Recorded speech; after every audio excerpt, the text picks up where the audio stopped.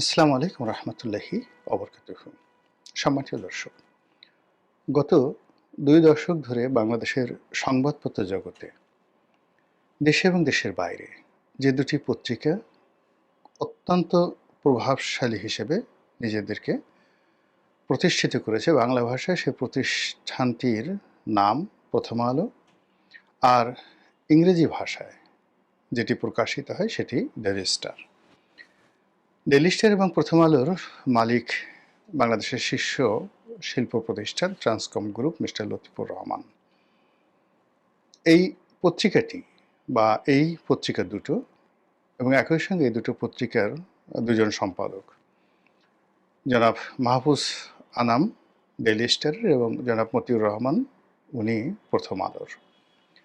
তারা যুগপৎভাবে যে প্রভাব অর্জন করেছেন, প্রতিপত্তি অর্জন করেছেন, ঠিক এইরকম প্রভাব প্রতিপত্তি আমাদের দেশে ব্রিটিশ জামানাতে এবং ব্রিটিশ জামানাতে ভারতের বাংলাভাষী মানুষের মধ্যে, অর্থাৎ এই বাংলা এবং অপর বাংলায়, আজাদের সম্পাদক মাওলানা আকরাম খান উনি ছিলেন, আর ইত্তেফাকের সম্পাদক তোফাজ্জল হোসেন মানিক মিয়া ছিলেন। কিন্তু আকরাম খাঁ এবং তোফাজ্জল হোসেন মানিক মিয়ার যে মানবিক মূল্যবোধ ছিল, সমাজের প্রতি তাদের যে কন্ট্রিবিউশন ছিল এবং রাজনীতির সঙ্গে তাদের যে সম্পর্ক ছিল, তার প্রেক্ষিতে তোফাজ্জল হোসেন মানিক মিয়াকে তার যুগে সবাই অবলীলায় বটবৃক্ষ মনে করতেন সব ক্ষেত্রে। বাংলাদেশের বঙ্গবন্ধু শেখ মুজিবুর রহমান থেকে শুরু করে যত রাজনীতিবিদ ছিলেন, তিনি সকলের মুরব্বী এবং বটবৃক্ষ ছিলেন। আর মাওলানা আকরাম খান, তিনি রাজনীতিবিদ, অর্থনীতিবিদ, সাংবাদিক, ধর্মীয় নেতা, গাউস, কুতুব, অলি আল্লাহ যারা বলেন না কেন, প্রায় সকলের ইমাম ছিলেন, মাওলানা ছিলেন, সর্বজন শ্রদ্ধ। কিন্তু এই দুজন মানুষ বর্তমান যুগে যারা আছেন, তারা ঠিক তাদের মতো নন। তারা অনেকটা কি বলবো, ছদ্মবেশী প্রভাবশালী আন্ডারওয়ার্ল্ডের ডন বা গডফাদারদের মতো। তাদের দ্বারা যারা ক্ষতিগ্রস্ত হয়েছেন সবাই তাদেরকে ভয় পান।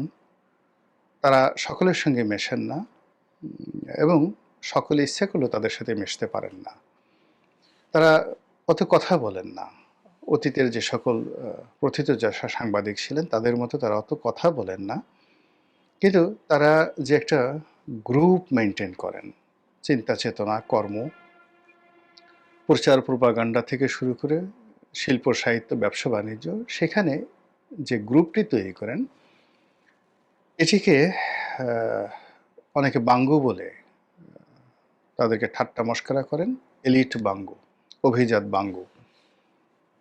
আর তারা যে কাজগুলো করেছে সেই কাজের ফলে আমাদের গত ২০ বছর ধরে সমাজের যে একটা বিবর্তন ঘটেছে, সেই বিবর্তনের চরম সংঘর্ষে আজ প্রথম আলো এবং ডেইলি স্টারের মতো প্রতিষ্ঠানে অগ্নিকাণ্ড, লুটপাট এবং তছনছের ঘটনা ঘটল। কেন ঘটল সেই কাহিনী বলবো। কারা করালো, কী কারণে করলো, এটা মোরালেস আপনারা আমরা সবাই জানি। ওটা নিয়ে আলোচনা করার জন্য আসলে খুব বেশি পাণ্ডিত্যের দরকার হবে না, আপনারা সবাই জানেন। কিন্তু এই যে দৃশ্য, মানে প্রথম আলো এবং মানে ডেইলি স্টারে যে ঘটনা ঘটলো, এটি নিয়ে সাধারণ আমজনতার কোনো মাথা ব্যথা নেই, কারোর মধ্যে কোনো অনুশোচনা নেই। কিছু মানুষ যারা চিন্তা করলেন কিছু বলা দরকার, তাই তারা অনুশোচনা করছে, কিন্তু অনেকে বেশিরভাগ ক্ষেত্রে মনে মনে খুশি হয়েছে। রাজনৈতিক দলগুলো কেউ সহমর্মিতা জানায়নি।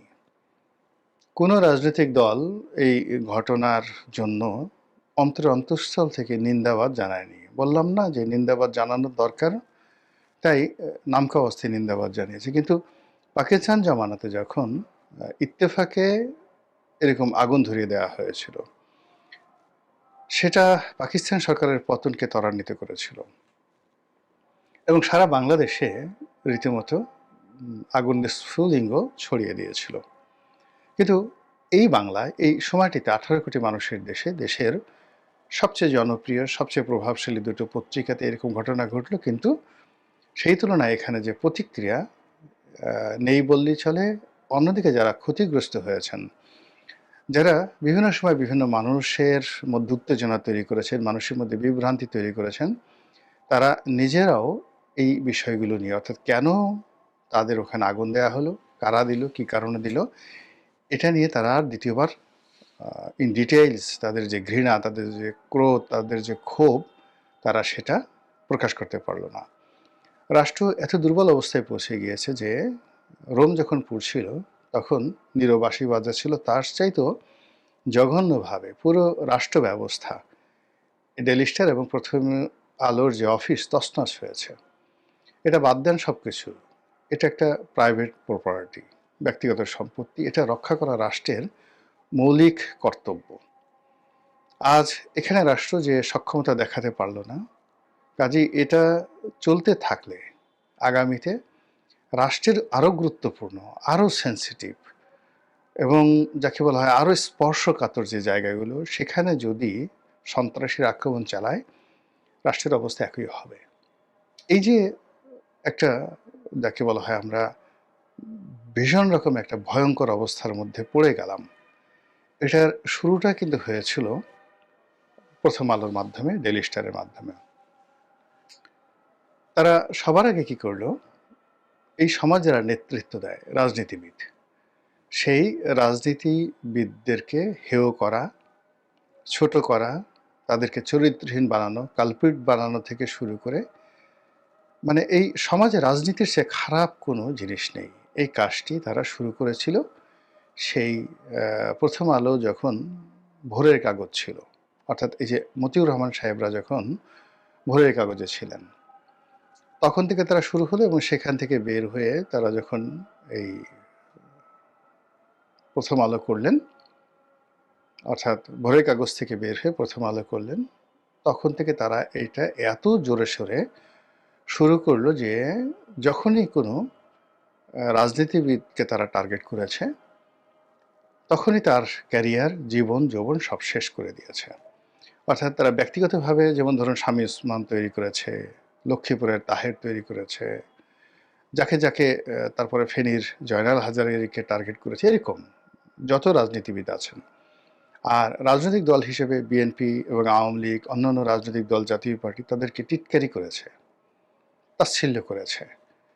এরপর পুরো রাজনীতির যে বিধিবিধান ব্যবস্থা, এটাকে যাকে বলা হয় রিনোভেশন করার পরিবর্তে এটাকে ধ্বংস করে এখানে একটি এলিট তন্ত্র, এটি লর্ড সভা বা একটি আপার হাউস গড়ে তোলার জন্য তারা যে চেষ্টা করেছে, সেই তাদের চেষ্টার সরকারই কিন্তু আজকে দেশ চালাচ্ছে।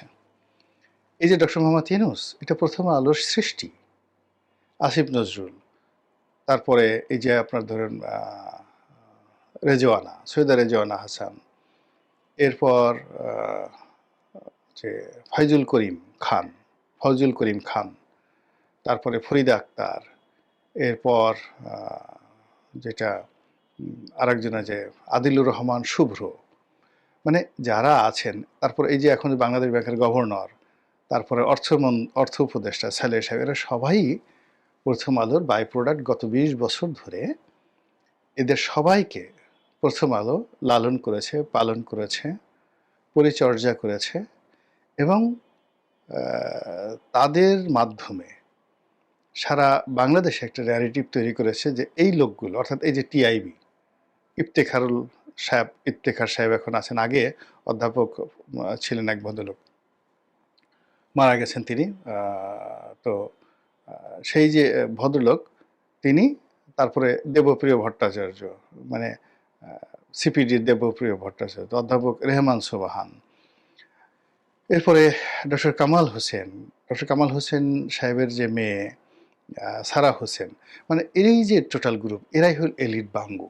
এখন আপনি পিনাকিকে যত কথাই বলেন না কেন, পিনাকি কিন্তু এই যে এলিট বাঙ্গু যে সোসাইটিটাকে সে যে নিয়ে কথা বলছে, তাদের কর্মকাণ্ড গত 14 মাসে আমরা দেখতে পাচ্ছি।